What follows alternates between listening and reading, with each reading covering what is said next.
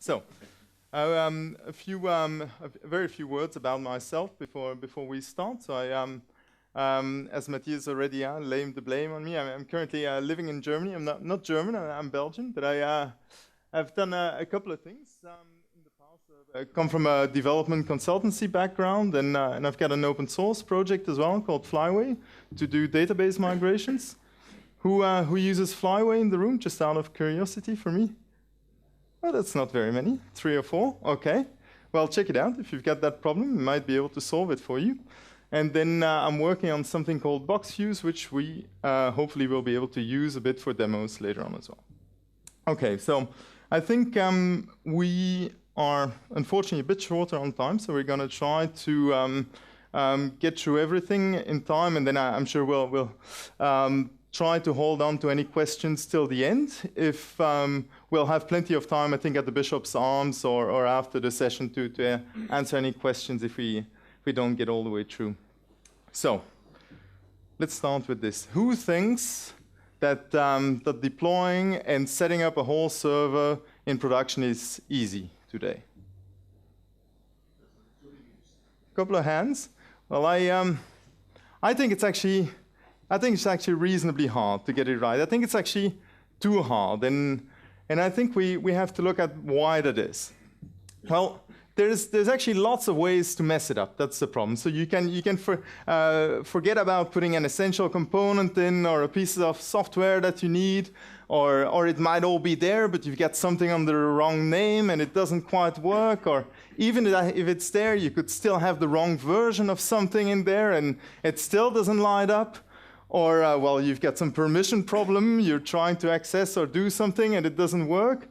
Or, well, basically, there's some essential resource you would like to access, like a port or something else, and unfortunately, it's occupied.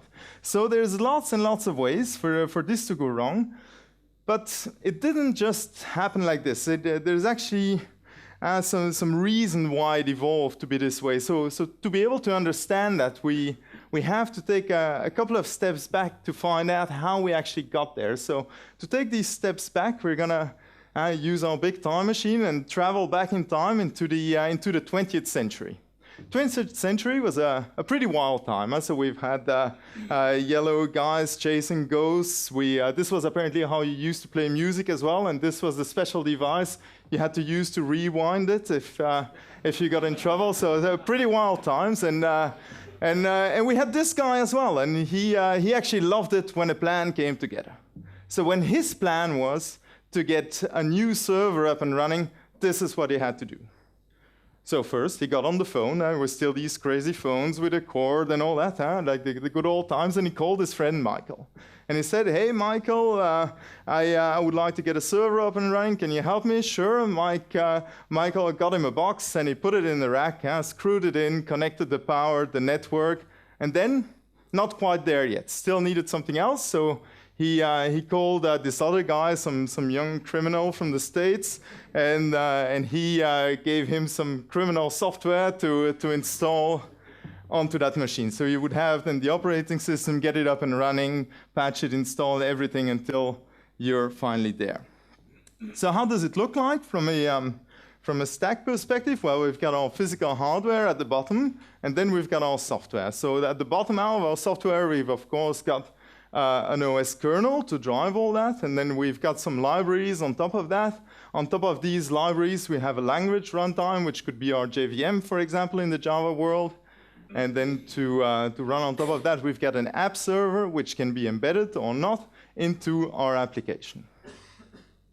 How we get our application out there is actually reasonably well understood. We've got our version control system and our continuous integration system, and we then check out everything, build it, test it, and create some deployable artifact. In our case, this could be a jar file, a war file, an ear file, whatever we choose to use, and upload that to some kind of artifact repository to then being able to use that to update our app on our server. Actually, not too bad. That actually looks okay. Except for one slight problem, is that the reality doesn't look like this. It looks more like this, where we haven't got just one server, we've actually got lots of them to deal with. Huh? So just think about the different environments you have, the multiple nodes you have per environment.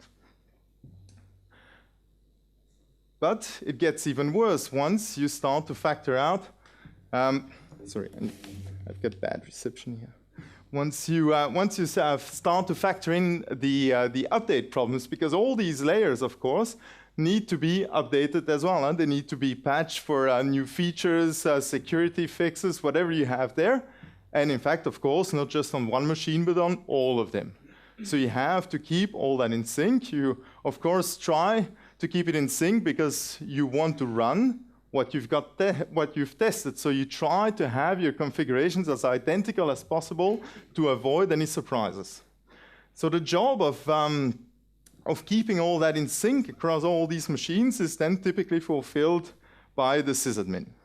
The sysadmin will make sure that everything's up to date and that the things go as planned. But if we go back about 100 years in time, and this guy used to be in the automobile industry, Mr. Henry Ford. There's some discussion whether this quote is whether he really said it or not, but the quote is quite a good one anyway. It's if I had asked my customers what they wanted, they would have said a faster horse. And so, in some sense, if we look back at our industry, what did we get? We had the sysadmin, and eventually we got a faster horse. The automated sysadmin, also known as the puppets and chefs of this world, where instead of just manually keeping everything in sync, we now have recipes and other things to automatically keep all these things in sync. So, fast forward to today. We live in a very different world than the one I portrayed in the 20th century. This is really such a telling quote. It's such a strong thing. If you let it sink in, just the size and the sheer magnitude we're talking about here. So this was what Amazon talked about at their reInvent event in Vegas in October. And so just look at the size of how big Amazon was in 2003. And if you think that every day they add the same amount of machines, the same amount of capacity as they used to power the whole of that enormous organization in 2003 already, is just mind-boggling. The amount, it's every day, it's today, it's tomorrow, it's Saturday, it's Sunday, it's just unbelievable. So if we keep that in mind, I think for this new reality, the time has come to rethink our faster horse and see if we can make a leap ahead into a new type of approach for this. So if we start by exchanging our physical server, we pull it out and we put in some virtual infrastructure at the bottom, what becomes possible? The first thing is that now we don't have to have some package type flowing out of that. We have the possibility to have a full machine image flowing out of our build pipeline. We can then just roll the machine image out all in one go, so that we go from this to that, where we go from a system, from updates and from other things, to a world where we promote one machine image, where you have it once, you test it, and if you're happy with it, you will promote it from environment A to environment B to environment C, from the development to test to production. And if you do it right, you can even design your machine image in such a way that it'll work on different pieces of virtual hardware, so that it could work on a virtual box locally and on Amazon in the cloud. The same machine image unchanged if you do it right. But there's one big issue left with the machine images as we know them, and it's this. We have a size problem. It doesn't fit through our network pipes. They haven't grown with the size of our machine images. Our machine images today are typically maybe 4 or 5 gigabytes in size for a typical install. It's really big. It takes forever to push through the network pipes. It's expensive to archive. It's basically complicated. But as in all things, there is sometimes some wisdom to be gained. And so when I was walking in the mountains a couple of summers ago, I took a picture of this guy here, and I really liked the saying there I got from somebody else, and that running servers in production should be like going backpacking. You take the bare minimum with you. Anything else is going to hurt.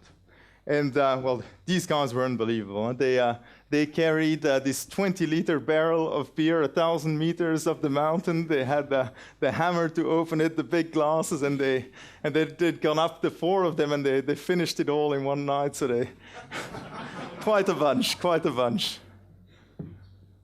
So, if we're going to be a bit more selective about the things we put out there, I think the criteria by which we're going to select should really be based around this central question here. Which part of the stuff we have in our machine image is actually contributing something to the business, and which part is just technical ceremony to make sure we can get our stuff organized? So let's look. We've got our machine image, and we're going to X-ray right in. So we've got a bunch of components here. There's actually many more in a real machine, but let's analyze them and see which ones are actually essential for solving our problems and which one we can discard. So of course, our application itself, we're going to keep that. We like that. Compatibility with maybe older processor architectures or binary formats, we don't really need. We can get rid of that one. An app server, we probably need it to make our app run, so we're going to stick with that. Manual pages, don't add anything to our business objectives, so let's get rid of those. A package manager to install things that doesn't really help our customers, helps us, doesn't help them. Let's get rid of it. Our language runtime, we need that to run our app, so we're going to keep that. A C compiler installed, like you have on so many Linux distributions and all that, let's throw that away. The next one's an interesting one as well, log files. I think the days of opening 5 different consoles with tail-F for your files are really a thing of the past. They should be centralized somewhere and indexed with tools like Logstash or Splunk. And so they don't belong on these nodes anymore. Let's get rid of them. The same thing, do we need file editors? Do we need a copy of VI on a production machine? I don't think so. Let's get rid of it. What about all the other utilities that typically ship in a box? Like, do they add any value to my business? Well, the vast majority, 0.0, they don't contribute anything. So if we've gotten rid of all that, if we haven't got log files, if we haven't got these utilities, do we even need to log into these machines? I say no, let's get rid of SSH. And if we can't log into these machines, do we need multiple users? Or can we just get rid of them as well? And if we haven't got multiple users, do we need a firewall? Are the very things we're hoping to protect with a firewall, if they're not there, why do we still need the protection? Let's get rid of the firewall. If we need a shell, do we? I don't think so. Gone as well. Do we need drivers for all kinds of hardware that we could possibly plug in a world with a virtual hardware where we just need to support the virtual network adapter and the one processor we're going to run on? Most of them we can discard. The libraries, we still need the C library and a couple of other ones probably to make our language runtime work. So we're going to keep some of those. And all kinds of daemons running on that machine we can probably get rid of as well. And the OS kernel we, of course, need to keep as well. So we have drastically slimmed down all that to the bare essentials. And if we look at these guys and we fuse them together, we get something I call a bootable app, which is just the bare minimum you need to start your app and run it on virtual hardware. So how does that look? If we look at the size proposition here, we're in a very different league. Whereas we had the multiple gigabytes before, we're now in double-digit megabytes, so that the whole problem with the network pipe vanishes as well. We're able to push these things out very quickly. We're able to store them very cheaply. It's a very different world. So, some of you are thinking right now about all kinds of situations where this doesn't apply. Well, it doesn't matter. You can use it for everything else where you're on a standard tech stack, because There are lots of situations, of course, where you will have exotic requirements and you will never be able to use a standard solution, but there are many more where all you want to do is solve the business problem and you're on a standard thing, or you can go back to some standard technological stack to make it happen. And for that, I think this solution is great. So let's risk the next part of the technology. We're going to try to do a live demo of how this could work. Bear with me. This is where it gets really adventurous. Okay. So I'm going to have to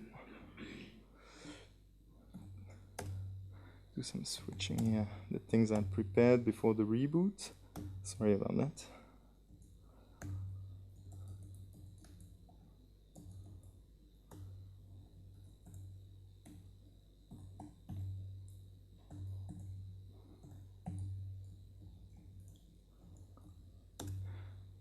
So I've got a small sample application here, and we're just going to edit a file in there to show you that, that actually everything is live that we're doing here. There's nothing canned or already in there. So let's just going to go in my sample app, and we're going to change the file. It's just a small app I use to test. So let's say hello VGA in Stockholm. Okay, so I've saved the file, and what we're going to do now is I'm going to compile the sample app, and we are going to start we're going to turn it into a VM and start it locally on VMware. So just going to compile it. Skip the test for now.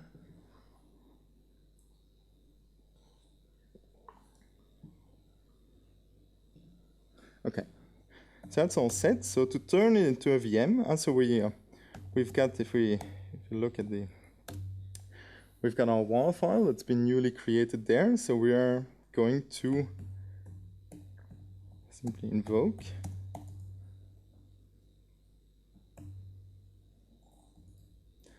and we're going to do a box fuse up demo effect. Just a second, guys. I think the path got screwed up for some reason. Sorry about that.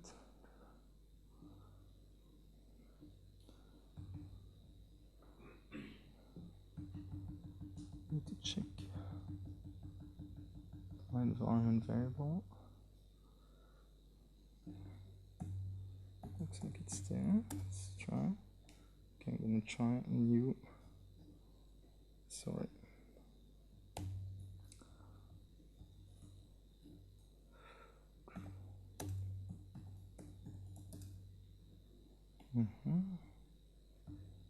I'm try with the full path if that's not working. Sorry.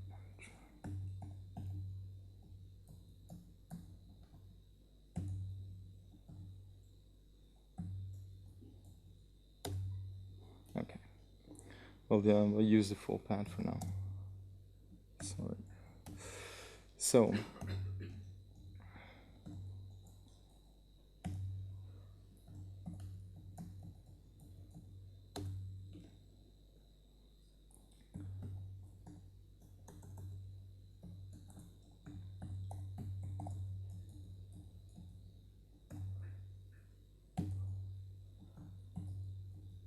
There we are, and now let's try this again with a WAR file. So here we go. So what we're doing now is we found out that we have a WAR file in there, and we're basically sniffing out the dependencies here. So we recognize, okay, it's a WAR file. We're going to need a Tomcat. We're going to need a JVM, and make it all that. So we managed to find all that out and create a new machine image in about 9 seconds here. So it's a pretty old laptop. As you see, we've got a VGA port instead of the newer stuff working. So it's about 4 years old. So you can estimate what this means in terms of processing power compared to what we have today. on my workstation at home takes about half the time of that. So we created a brand new image and launched an instance of that image on VMware, and we're basically up and running here. So we can check this in the browser.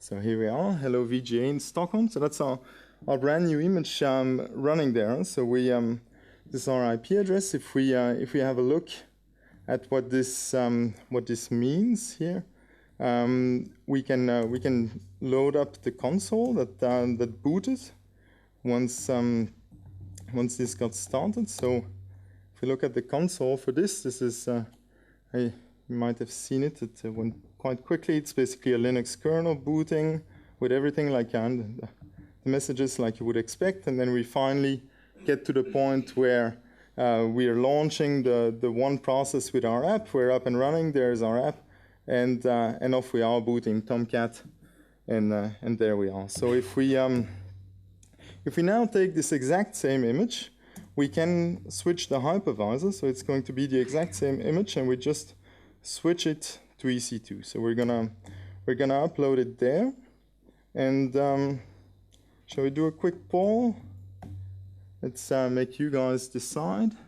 We're gonna decide between, let's say, Brazil and Australia. Who would like the image up in Australia? Who would like it up here in Brazil? We're gonna start. All right, for Brazil, how many hands? Australia? Oh, it's a close one. Okay. We're going to do Brazil, because they've got the World Cup this year and all that. We're going to give them an image as well. Okay. So they're in the South America East 1 region. So what we're doing now is basically we're launching an instance of the same machine image in the South America East 1 region. So we're reusing it. We didn't generate it again. As you see, there's been nothing created anew there. We basically have an S3 bucket we've set up automatically, and we're now pushing our 39 point something megabytes of stuff out there. So it's a pretty small number. Includes everything from what you've seen so far.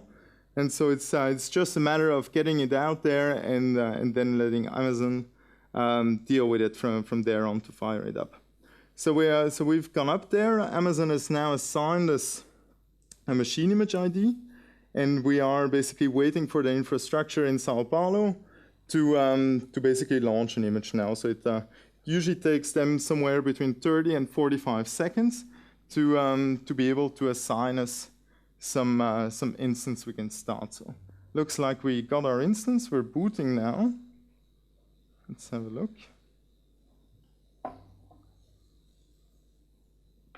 And we're up and running. So let's have a look. Copy paste this guy. New tab.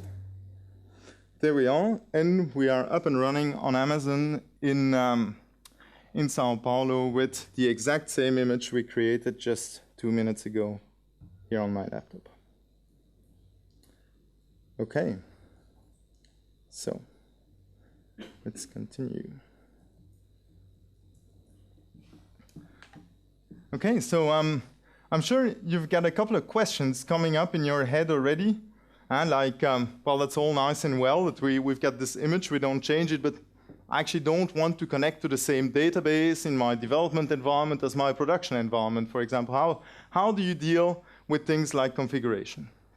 Well, you can do that by basically taking your bootable app and some key value pairs and fusing them as you start up to pass it the values you want. So you say my database URL is this and that, and then you're able to connect to it. Or simply my environment is production or acceptance, and then you load a configuration file you've shipped with your application that fits that environment. But then again, if we only have our application, how do we deal with things like the database? Well, it's 2014, so if you look around, you have lots and lots of services that gives you hosted database, being Amazon RDS or some MongoDB offerings or whatever you use there. So all it is simply pointing to it through your configuration so that you connect to the right instance. This can be an instance you've set up manually or something you use through one of these services as well, and you're up and running. If you want to get your schemas and all the things up to date, there is tools like Flyway to help you with that. But we can continue through this list. So if we talked about the logging things, well, again, it's 2014. So you just point your configuration at some provider like Splunk or logentries.com that will ingest all your logging data and index it and present it all for you in a nice graphical UI. So that's all available there. It's just a matter of pointing your application at it and making it run. Logentries.com is particularly easy for that. They just have a standard appender for logback and log4j. So you just put it in there and then it just ships the things out to them. And we can go on with this. What about debugging? Well, if you look at the image like that, you can generate it in regular mode, or you can just generate it so that it waits for a debugger to connect to it, and then you step through it and hot code replace and everything like you usually do. So not a big thing there. And so you see there's something of a trend here. And we've got all these services available today in 2014. We really have a lot of potential for just integrating them, and they don't need to be on the node anymore. If you just have it there, you can do all that for you. So I strongly believe, whether it's with BoxFuse or not, that the days of having a huge server with 5 gigabytes of stuff to do all kinds of things are numbered. I think really the future is going to look for something very slim where you have less moving parts, less potential for things to break, and where you have a much more deterministic process between what you test and what you run later, where when you test it, you can have the exact same image being spun up with your build tool, run your acceptance tests against it, and then ship it out. I really think this is the way forward, and I'm deeply, deeply convinced about it. So I think we managed to get through it in a reasonable amount of time, so thank you very much. That's all I have for today.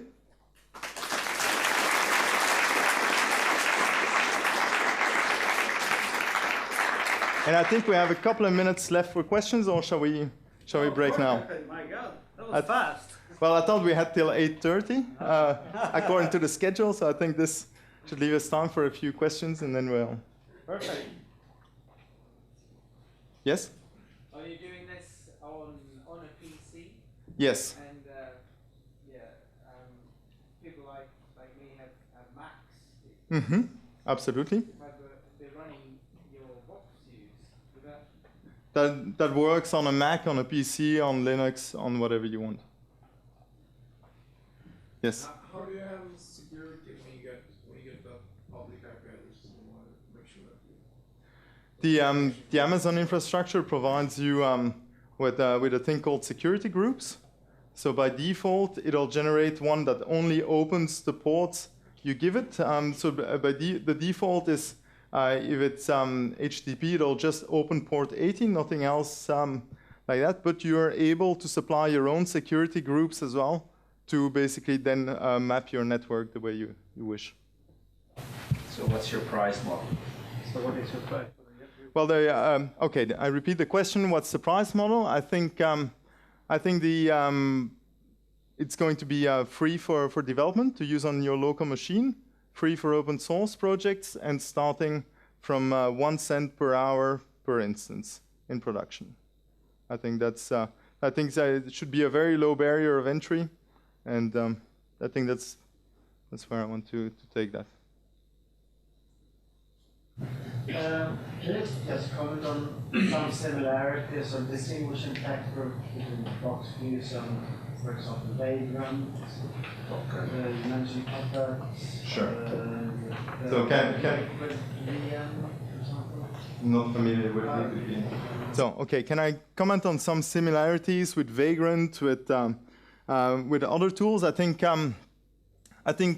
there are a number of tools active in this space right now, playing around that. I think Vagrant is of course primarily aimed at development to help you set up your development environment and your VMs, and where you start from a base box and then you will provision it through either shell scripts or Puppet or Chef or how you want to deal with that. So there you've got the convenience of being able to separate things out, but you still have pretty much a classic style big VM for that. There are other interesting projects. There's Packer. Packer lets you take a VM for a machine that runs on a certain VM infrastructure and transport it to a different one. So they've got that aspect there. I think there is Docker that certainly made big waves since they came out just about a year ago. Their big strength is, of course, that you're able to package things together and move it as well. They're quite tied to the Linux infrastructure they run on, and they're trying to separate now that with their release that they just announced yesterday or today, where they're trying to decouple the creation of the container more from actually running it, but they're still very much Linux-centric, and you still have to set things up yourself in there. So I think there's a number of things moving in that space around that area, and yeah, we'll see where things will evolve from now. But that's, I think, how I see the different tools there. Yes? If you compare to Heroku? I think the platform as a service, if I compare it to Heroku, how do I do that? I think the platform as a service question is because Heroku or a Google App Engine or other things there are quite interesting. I think that the nice thing they do for you is that they're extremely convenient. So you just do your thing, you've got it up and running there very quickly. The problem with it, though, is that you're on their schedule to update your dependencies, to update the app. So they will upgrade your language runtime behind your back. They will do these things, which can be very convenient, but you time and again read online problems that people face because supposedly the upgrade was compatible, and boom, their production environment blew up because it didn't quite work in their specific case. So that's, I think, one of the issues there, but they're extremely convenient if they work for you. So how is this box queues updated, so to say, if it comes those queue libraries that are used that need security updates or whatever? Sure. There's a repository online of all the release versions of the different dependencies, being it your Tomcat or the JVM or whatever. And by default, it will pick the latest ones, but you're able to lock in the version you wish. And so you can just log that in with that, test it all with that, and if you're happy, deploy it and upgrade to the new one once you're ready for that. Yes? Can I use my own JVM and application server if I have done some patching myself? Can you use your own JVM and application server if you've done your patching yourself? Not at this time. I didn't see you specify the instance type. Yes. Is that just some setting or flag or something? So there was no instance type specification in the demo. Correct, it is just a setting that you can set. So by default to M1 small, but you can choose whatever you want there. All the valid types on Amazon should work, except for the micro, which doesn't support instance storage. So it's EBS only. But all the ones that support instance storage are included. And then, yes. How about auto scaling? Putting this instance, this image into a launch configuration and use it in an auto scaling group. So what about auto scaling? There are two ways you can deploy it. So the first one is you can use elastic IPs if you've got a limited amount of instances where you just want to switch it over from one to the next, or you can assign it to an auto-scaling group if you want to do that.